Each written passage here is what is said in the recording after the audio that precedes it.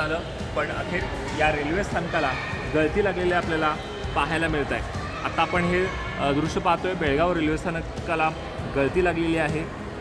मागील 2 दिवसांपासून ही गळती लागलेली पाहायला मिळते आणि तिकीट काढणाऱ्या प्रवाशावर गळतीचं पाणी पडत असल्याने प्रवासी संतप्त झालेलं पाहायला मिळते. याबाबत नैऋत्य रेल्वेचे अधिकारी मात्र एकमेकांच्या विभागावर खापर फोडताना आपल्याला पाहायला मिळते. रेल्वे स्थानकाचे 190 कोटी रुपये खर्च करून नूतनीकरण करण्यात आलं होतं. यामध्ये जागतिक दर्जाच्या तंत्रज्ञानाचा वापर करण्यात आला.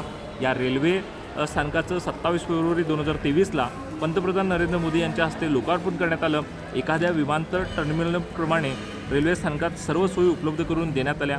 मात्र उद्घाटन होऊन 3 वर्ष होताच रेल्वे स्थानकाच्या मुख्य इमारतीला गळती लागलेली आहे. त्यामुळे तिकीट काउंटरच्या समोरच पाणी ठिपकत होतं. त्यामुळे तिकीट काढण्यासाठी आलेल्या नागरिकांना काही नागरिकांनी छत्रीचा उपयोगी केलेला आपल्याला पाहायला मिळतो. त्यामुळे 190 कोटी रुपयाचा निधी वाया गेला का असा प्रश्न आता नागरिकांना पडताना पाहायला मिळतो. तरुण भारत न्यूज बेळगाव.